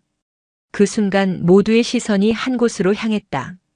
저 멀리 부대로 향하는 언덕길을 천천히 걸어 올라오는 한 노인의 모습이 보였다. 낡은 야전상에 허름한 밀짚 모자. 조금 전 모두가 무시하고 내쫓았던 바로 그 노인 박창식이었다. 그는 이 모든 소란이 자신 때문이라는 것을 직감하고 혹여나 어린 군인들이 다칠까 싶어 제 발로 돌아오고 있는 것이었다. 그 모습을 발견한 이진석 대령은 구세주라도 만난 듯 달려나갔다. 그리고 지피의 모든 병사들이 자신의 눈을 의심하게 만드는 광경이 펼쳐졌다. 이 대령은 박창식 노인의 앞에서 허리를 90도로 숙여 사죄의 절을 올리듯 예를 갖추더니 마치 자신의 아버지를 모시듯 조심스럽게 그를 부축했다. 마침내 노인이 지피 공터에 도착했다. 모든 시선이 그에게 쏠렸다. 김태환 소장은 그를 발견한 순간 그 자리에 부동자세로 섰다. 그리고 다음 순간 그는 자신의 군 생활 35년의 모든 충정과 존경, 그리고 죄스러움을 담아 가장 우렁차고 절도 있는 거수경례를 외쳤다. 청성. 그의 목소리는 철원의 모든 산맥을 뒤흔드는 듯 했다. 소장 김태환. 박창식 대장님께 대하여 경례. 대장님. 그 단어가 공기를 가르는 순간 지피의 모든 것이 얼어붙었다. 병사들은 숨 쉬는 것조차 잊었다. 대장. 별넷. 대한민국 군대의 정점. 국군 통수권자인 대통령을 제외하면 군인으로서 오를 수 있는 가장 높은 자리. 눈앞에 이 초라한 노인이 전설 속에서나 존재하는 사성 장군이었다는 말인가. 그 단어가 강유나 하사의 귓전을 때리는 순간 그녀의 눈앞이 캄캄해졌다. 다리에 힘이 풀리며 몸이 그대로 앞으로 고꾸라졌다. 옆에 있던 동료가 부축하지 않았다면 머리부터 땅에 처박혔을 것이다. 내 대장님이라고? 저 노인이 내가 간첩 취급하며 율무차를 쏟아버린 저 노인이 대장님이셨다고. 자신이 내뱉었던 모든 모욕적인 말과 행동들이 수억 개의 칼날이 되어 심장을 꿰뚫는 것 같았다. 행색이 불량합니다. 간첩인 줄 알겠습니다. 정체 모를 물건을 치우십시오. 자신이 철저하게 지켰다고 믿었던 그 규정이라는 것이 얼마나 오만하고 어리석은 것이었는지 뼈저리게 깨달았다. 이것은 단순한 근무 태만이 아니었다. 부대의, 아니 대한민국 국군의 역사를 모독한 대역죄였다. 그리고 그 순간 박민준 이병은 자신의 세상이 무너져 내리는 소리를 들었다. 대장, 사성장군. 할아버지가 평생 과묵하게 밭만 갈고 장날이면 좌판에서 나무를 팔던 우리 할아버지가 어릴 적 할아버지의 낡은 옷장에서 금빛 별 4개가 달린 낡은 군복을 발견하고 할아버지, 이거 뭐야? 라고 물었을 때 그냥 옛날에 입던 작업복이야. 라며 무심하게 옷장 문을 닫던 모습이 떠올랐다.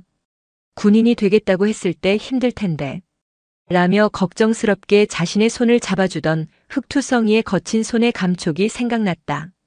모든 것이 할아버지의 배려였다. 자신이 평범하게 자라길 바랐던 자신의 과거가 손자에게 부담이 될까 평생을 숨겨왔던 할아버지의 깊은 사랑이었다. 그걸 알지 못하고 나는 오늘 할아버지를 부끄러워했다. 선임 간부 앞에서 할아버지를 외면했다. 비겁하게 침묵했다. 으흑흑. 박민준 이병의 입에서 억눌린 흐느낌이 터져나왔다. 그는 전투모를 푹 눌러쓴 채 터져나오는 울음을 삼키기 위해 안간힘을 썼다. 수치심과 죄책감 그리고 할아버지를 향한 무한한 미안함이 온몸을 갈갈이 찢는 것 같았다. 경례를 마친 김태환 소장이 벼락 같은 목소리로 전 지피 병력을 향해 외쳤다. 전 부대원은 주목. 지금 내 앞에 서 계신 이분이 누군지 아는가? 대답 없는 공터. 김 소장의 목소리가 더욱 격해졌다. 너희들이 지금 목숨 걸고 지키는 이 땅, 이 철책선을 잇게 하신 분이다. 6.25 전쟁 당시 너희들의 대선배들과 함께 백마고지에서 맨몸으로 중공군을 막아내셨고 월남전 파병부대 지휘관을 거쳐 육군참 모총장과 합참의장을 역임하신 살아있는 전설. 너희들이 밟고 있는 이 6사단 청성부대의 영원한 정신적 지주. 박창식 대장님이시다. 그의 외침은 끝나지 않았다. 그의 불타는 시선은 이제 바닥에 주저앉아 있는 강유나 하사에게 정확히 꽂혀 있었다. 그런데 오늘 이 부대의 심장이신 분께서 일개 하사 따위에게 간첩 취급을 받으셨다. 평생을 조국에 바친 영웅께서 손주에게 주려던 따뜻한 차 한 잔을 이 차가운 땅바닥에 버려지는 수모를 겪으셨단 말이다. 이것이 너희들이 말하는 군기강인가? 이것이 청성부대의 정신인가? 연병장을 얼어붙게 만든 김태환 소장의 마지막 포효가 끝나자 그의 얼음 같던 시선이 마침내 바닥에 주저앉아 있는 강유나 하사에게 꽂혔다. 그 시선은 물리적인 힘이 있는 것처럼 강 하사의 온몸을 짓눌렀다. 김 소장은 성큼성큼 그녀에게로 걸어갔다. 그의 전투화가 흙바닥을 지시기는 소리가 마치 사형 선고처럼 울렸다. 강유나 하사. 김 소장의 목소리는 분노를 넘어선 차가운 경멸을 담고 있었다. 일어나. 그의 명령에 강 하사는 마치 전기 충격을 받은 것처럼 몸을 떨었지만 다리에 힘이 풀려 일어설 수 없었다. 그녀는 그저 고개를 땅에 쳐박고 흐느낄 뿐이었다. 일어나지 못하나? 좋다. 그럼 거기서 들어라. 김 소장은 그녀를 내려다보며 말을 이었다. 그의 목소리는 모든 감정이 거세된 칼날 같은 법 집행자의 그것이었다. 너는 오늘 군인으로서 3가지 대역죄를 저질렀다. 첫째, 민간인을 잠재적 위협으로 간주하고 모욕하여 대군 신뢰를 실추시킨 죄. 둘째, 자신의 조부와 같은 어르신에게 최소한의 예의도 보이지 않아 군의 명예를 더럽힌 죄. 그리고 셋째, 이 부대에 살아있는 역사이자 대한민국 국군의 상징이신 대선배를 알아보지 못하고 능멸하여 군의 근간을 뒤흔든 죄다. 그의 말 한마디 한마디가 강 하사의 심장에 낙인처럼 찍혔다.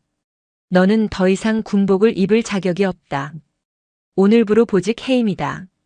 내일 아침 당장 징계위원회를 소집하여 불명예 전역을 포함한 가장 무거운 처벌을 내릴 것이다. 내가 그토록 신봉하던 규정과 절차에 따라 내군 생활을 여기서 끝내주겠다. 이해 있나? 사형 선고였다. 강 하사는 아무 대답도 하지 못했다. 아니, 할 수 없었다. 그녀의 군인으로서의 삶은 그녀가 가장 자랑스러워하던 바로 그 순간에 끝장나고 말았다. 김 소장이 몸을 돌려 다른 지시를 내리려는 순간이었다. 됐다, 김 장군. 그만하게. 모든 것을 잠재우는 나지막하지만 단호한 목소리. 박창식 대장이었다. 그는 조용히 손을 들어 김 소장의 팔을 잡았다. 거칠고 주름진 손이었지만 그 안에는 성난 사단장마저 멈추게 하는 산과 같은 무게의 힘이 있었다. 선배님, 하지만 이자는 그만하면 됐다. 박 대장의 그 한마디에 치밀어 오르던 분노로 온몸을 떨던 김태환 소장은 억지로 감정을 삼켰다. 박 대장은 바닥에 무너져 있는 강유나 하사를 내려다보았다. 그의 눈에는 분노가 아닌 깊은 연민이 담겨 있었다. 일어나라, 군인. 강 하사는 차마 고개를 들지 못하고 흐느끼기만 했다. 박 대장의 목소리가 조금 더 단호해졌다. 대한민국 군인은 그렇게 쉽게 무릎 꿇지 않는다. 내가 저지른 죄의 무게가 아무리 무겁더라도 그 죄를 책임지기 위해서라도 내 두 발로 일어서야 한다. 일어나. 그 말에는 거역할 수 없는 힘이 있었다. 강 하사는 옆 동료의 부축을 받으며 비틀거리며 겨우 몸을 일으켰다. 박 대장은 그녀를 지나쳐 지피에 도열한 모든 부대원을 향해 입을 열었다. 그의 목소리는 쩌렁쩌렁 울리지는 않았지만 이상하게도 모든 이의 귓가에 그리고 심장에 선명하게 박혔다. 저 하사의 잘못이 물론 크다. 하지만 저 하사 한 명에게만 모든 책임을 물을 수는 없다. 규정을 지키려는 마음가짐 자체는 틀리지 않았기 때문이다. 군인에게 규율은 생명이니까. 다만 그 칼날을 어디에 누구에게 겨눠야 하는지 배우지 못했을 뿐이다. 그의 시선이 부대의 가장 어린 이등병부터 최고참 연대장 그리고 사단장인 김태환 소장까지 천천히 훑었다. 진짜 강한 군인은 철갑처럼 단단한 규율만으로 완성되는 게 아니다. 번지르르한 겉모습이나 계급장으로 사람을 판단하는 건 더더욱 아니고, 진짜 강한 군인은 따뜻한 심장을 가진 군인이다. 규율은 자신과 전우를 지키는 갑옷이지 그 안에 있어야 할 뜨거운 심장을 대신할 순 없네. 그는 잠시 숨을 골랐다. 모든 군인들이 숨을 죽이고 그의 다음 말을 기다렸다. 우리가 총을 들고 이 차가운 철책선을 지키는 이유가 무엇인가? 저 너머의 적을 막기 위함이기도 하지만 근본적으로는 이 땅의 우리 국민들, 내 가족과 이웃을 지키기 위함이다. 자신을 낮출 줄 알아야 한다는 뜻이다. 우리가 목숨 걸고 지켜야 할 국민들 앞에서 그리고 피와 땀으로 이 나라를 지켜낸 이름 모를 선배들 앞에서 언제나 겸손할 줄 아는 군인. 그게 바로 진짜 강한 군인이다. 그의 말 한마디 한마디가 수백 명 군인들의 얼어붙었던 마음을 녹이는 듯 했다. 박 대장은 다시 강유나 하사를 바라보았다. 자네가 오늘 쫓아낸 것은 행색 초라한 늙은이 한 명이었을지 몰라도 자네가 모욕한 것은 바로 이 군복의 명예였다. 자네가 쏟아버린 것은 단순한 율무차가 아니라 손주를 걱정하는 할애비의 마음이었고 그것이 바로 자네가 지켜야 할 국민의 마음이었다. 앞으로는 그 명예의 무게와 마음의 온도를 알고 행동하게. 그게 오늘 내가 자네에게 주는 마지막 가르침이다. 바로 그 순간이었다. 보고. 대열 속에서 외마디 외침이 터져나왔다. 모든 이의 시선이 소리가 난 곳으로 향했다. 박민준 이병이었다. 그는 대열을 이탈하는 것이 얼마나 큰 군법 위반 행위인지 알면서도 앞으로 뛰쳐나왔다. 그의 얼굴은 눈물과 콧물로 범벅이 되어 있었다. 이병 박민준, 사단장님과 대장님께 보고 드릴 말씀 있습니다. 그는 강유나 하사의 옆 할아버지 박창식 대장의 바로 앞에 와서 멈춰섰다. 그리고 조금의 망설임도 없이 무릎을 꿇었다. 저 또한 죄인입니다. 저는 저분이 제 할아버지라는 것을 알면서도 모른 척했습니다. 지피공터가 다시 한번 술렁였다. 선임 간부의 질책이 두려워서 앞으로의 군 생활이 힘들어질까봐 무서워서 평생 저를 키워주신 할아버지를 외면했습니다. 규정을 몰랐던 강유나 하사보다 모든 것을 알고도 비겁하게 침묵하고 방관한 제가 더 큰 죄인입니다. 저를 처벌해 주십시오. 박민준 이병은 고개를 아스팔트 바닥에 박고 어린아이처럼 오열했다. 그 모습을 지켜보던 박창식 대장의 무표정하던 얼굴에 처음으로 깊은 슬픔과 사랑의 균열이 일었다. 그는 손자에게 다가가 두 팔로 그의 어깨를 잡아 일으켜 세웠다. 민준아. 할아버지, 제가 죽일 놈입니다. 괜찮다. 내 마음이 어땠을지 할애비는 다 안다. 박 대장은 흙먼지 묻은 거친 손으로 손자의 눈물을 닦아주었다. 그리고는 사단장과 연대장, 수많은 전우들이 보는 앞에서 피투성이가 된 손자의 마음을 따뜻하게 감싸 안았다. 잘 컸다, 내 강아지. 이 군복이 아주 잘 어울리는구나. 그 어떤 질책보다 그 어떤 훈계보다 더 무거운 용서였다. 박민준 이병은 할아버지의 품에 안겨 그동안 참아왔던 모든 서러움과 죄책감을 토해내며 울었다. 늙은 영웅과 어린 병사의 모습은 군대의 가장 엄격한 규율 속에서도 가장 먼저 지켜져야 할 것이 무엇인지를 모두에게 보여주고 있었다. 그 모습을 지켜보던 김태환 소장의 눈시울도 붉어졌다. 그는 스승의 위대한 용서 앞에서 자신의 분노가 얼마나 작고 부끄러운 것이었는지 깨달았다. 그는 앞으로 나서며 다시 한번 목소리를 가다듬었다. 그의 목소리에는 이제 분노가 아닌 깊은 성찰과 다짐이 담겨 있었다. 전 부대원은 들어라. 오늘 우리는 총 한 발 쏘지 않고 우리 군 생활 중 가장 중요한 전투를 치렀다. 그리고 하마터면 이 전투에서 우리 모두가 패배할 뻔했다. 그의 시선이 모든 부대원들의 눈을 하나하나 맞추었다. 오늘의 이 치욕을 각자의 군번줄과 함께 심장에 새긴다. 오늘 이 시간부로 우리 제6보병사단 청성부대의 제일 행동 강령은 철통 경계가 아니다. 그것은 바로 국민에 대한 절대적인 존중과 선배 전우에 대한 무한한 예우다. 이보다 우선하는 규정과 규칙은 이 부대에 존재하지 않는다. 알겠나? 그 순간 연병장을 가득 메운 수백 명의 군인들의 입에서 약속이라도 한 듯 하나의 함성이 터져나왔다. 그것은 부대의 역사를 뒤바꾸는 포효였다. 청성. 철원의 산맥이 그 함성에 화답하듯 울렸다. 차가운 가을 해가 서산 너머로 기울고 있었다. 길게 늘어진 노병과 어린 손자의 그림자가 심판의 장에서 재탄생의 장으로 변무한 지피공터 위에 하나로 겹쳐지고 있었다. 강철의 대장이 남긴 군인의 심장은 그렇게 새로운 세대의 푸른 별들에게로 뜨겁게 이어지고 있었다. 철원의 산맥을 울렸던 함성이 잦아들자 지피공터에는 깊은 정적만이 남았다. 김태환 소장은 스승이자 살아있는 전설인 박창식 대장 앞에 고개를 숙였다. 그의 눈에는 더 이상 분노가 아닌 제자로서의 존경심과 부끄러움만이 가득했다. 대장님, 부디 저와 함께 사단으로 가주시지요. 제가 제대로 된 예우를 갖춰 모시겠습니다. 이 모든 사태를 책임지고. 됐다. 박창식 대장이 그의 말을 부드럽게 잘랐다. 그는 외손자의 어깨를 감싸 안은 채 김 소장을 보며 옅게 웃었다. 자네는 자네 부대원들을 다독여야지. 늙은이 신경 쓰지 말고. 오늘 일로 애들 군기 빠졌다고 밤새 뺑뺑이 돌릴 생각은 더더욱 말고. 뼈가 있는 농담에 김 소장의 얼굴이 붉어졌다. 그는 말없이 고개를 숙였다. 박 대장은 손자를 돌아보았다. 나는 우리 강아지 얼굴 봤으니 됐다. 민준아, 하래비는 이제 가봐야겠다. 몸 건강히 지내고 휴가 나오면 그때 보자. 그는 더 이상 소란을 만들고 싶지 않았다. 이 모든 상황이 어린 손자와 젊은 군인들에게 씻을 수 없는 상처가 될까 염려스러웠다. 그는 헬리콥터 쪽은 쳐다보지도 않고 자신이 왔던 길을 따라 다시 걸어가려 했다. 대장님, 잠시만. 김 소장이 다급하게 그를 막아섰다. 그리고는 결심한 듯 자신의 곁에 서 있던 강유나 하사와 박민준 이병을 불렀다. 두 사람은 죄인처럼 고개를 숙인 채 그에게 다가왔다. 너희 둘 지금부터 내가 내리는 명령을 수행한다.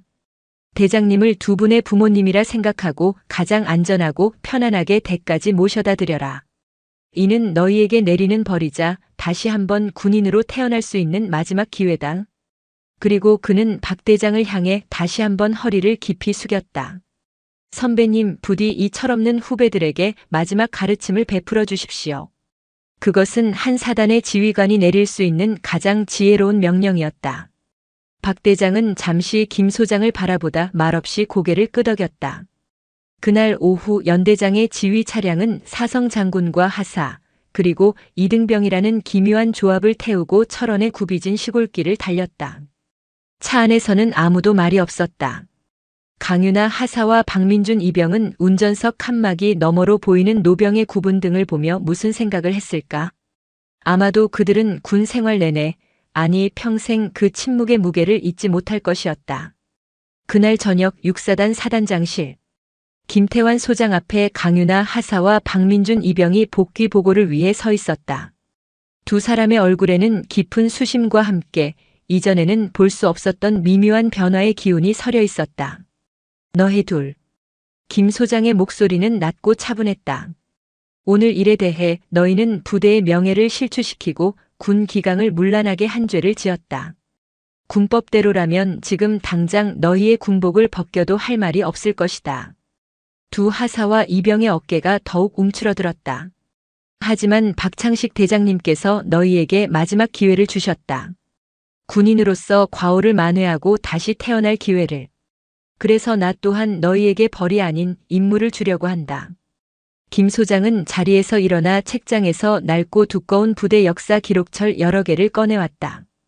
강윤아 하사. 예, 사단장님. 자네에게 첫 번째 임무를 준다. 오늘부터 3개월간 자네는 우리 육사단 출신의 모든 예비역 선배님들의 자료를 수집하고 생존해 계신 분들의 댁을 직접 방문하여 감사의 인사를 전하고 그분들의 군 생활에 대한 기록을 영상과 글로 남겨라. 자네의 그 철두철미한 규정 준수 능력을 이제는 사람을 향해 쓰도록 해라. 강 하사의 눈이 커졌다. 예상했던 영창이나 징계가 아니었다. 박민준 이병. 박민준. 자네에게는 두 번째 임무를 준다. 자네는 강 하사를 도와 이 모든 과정을 보좌하고 특히 자네의 할아버지 박창식 대장님의 군 일대기를 자네 손으로 직접 기록하여 보고서를 작성해라. 분량은 최소 100페이지다.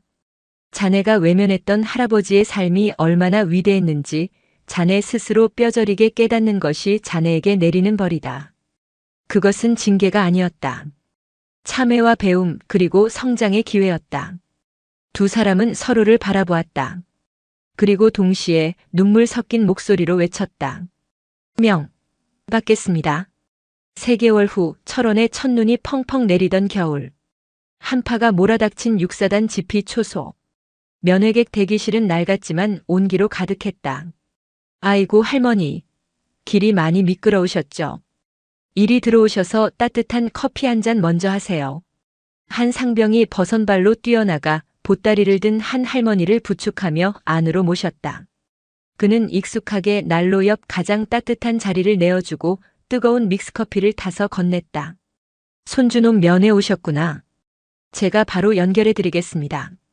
잠시만 몸 좀 녹이고 편히 앉아 계세요. 상냥하고 따뜻한 미소. 3개월 전에 얼음 같던 분위기는 온데간데 없었다. 초소 한쪽 벽에는 작은 액자가 걸려 있었다. 진짜 강한 군인은 마음이 따뜻한 군인입니다. 그 문구는 지피의 새로운 근무 수칙이 되어 있었다. 같은 시각 박민준 이병은 휴가를 나와 할아버지의 집 마루에 앉아 있었다. 그는 할아버지의 낡은 군복을 조심스럽게 닦으며 그가 직접 완성한 150페이지 분량의 보고서에 대해 이야기하고 있었다. 할아버지, 백마고지 전투 때 정말 포탄 파편이 헬멧을 뚫고 지나갔어요? 보고서 쓰면서도 믿기지가 않았어요. 이제 그의 목소리에는 어색함이나 부끄러움이 없었다. 오직 존경과 자부심만이 가득했다. 박창식 대장은 손자의 머리를 쓰다듬으며 조용히 웃었다. 두 사람 사이에 보이지 않던 벽은 완전히 허물어져 있었다. 그리고 또 한 달 후 육사단 역사관. 새롭게 단장한 특별 전시관 푸른 별의 심장 개관식이 열렸다. 전시관의 기획과 구성을 총괄한 것은 바로 강윤아 하사였다. 그녀는 지난 수개월간 전국을 돌며 수십 명의 육사단 참전 용사들을 만났고 그들의 빛바랜 사진과 손때 묻은 유품 그리고 가슴 저린 증언들을 모아 이곳을 채웠다. 전시관 가장 중앙에는 박창식 대장의 낡은 야전상의와 그가 평생 간직해온 낡은 알루미늄 보온병이 전시되어 있었다. 그리고 그 옆에는 강 하사가 직접 쓴 문구가 새겨져 있었다. 이 야전상의는 조국을 지킨 영웅의 갑옷이었고 이 보온병은 손자를 사랑한 할아버지의 심장이었습니다. 우리는 둘 중 하나라도 잊어서는 안 됩니다. 개관식에는 김태환 소장을 비롯한 사단 전 지휘관과 신병들이 참석했다. 강윤아 하사는 떨리지만 힘있는 목소리로 신병들 앞에서 자신이 기획한 전시를 설명하고 있었다. 그녀의 얼굴에서는 더 이상 오만함이나 냉정함을 찾아볼 수 없었다. 오직 선배 전우에 대한 깊은 존경과 따뜻한 자부심만이 빛나고 있었다. 그 모습을 지켜보던 김태환 소장의 얼굴에 흐뭇한 미소가 번졌다. 늙은 군인은 사라지지 않았다. 다만 다음 세대의 심장 속에서 새로운 방식으로 다시 타오를 뿐이었다. 6사단 역사관 입구 가장 잘 보이는 곳에는 부대의 새로운 제1행동 강령이 금빛 명패에 새겨져 그날의 이야기를 전설처럼 전하고 있었다. 국민에 대한 절대적인 존중과 선배 전우에 대한 무한한 예우. 이것이 청성의 심장이다. 오늘 사연이 마음에 남으셨다면 구독과 좋아요, 그리고 당신은 어디서 보고 계신지 댓글로 남겨주세요. 여러분의 응원은 큰 힘이 됩니다. 그리고 함께 나누고 싶은 사람이 있다면 영상을 공유해주세요. 감사합니다.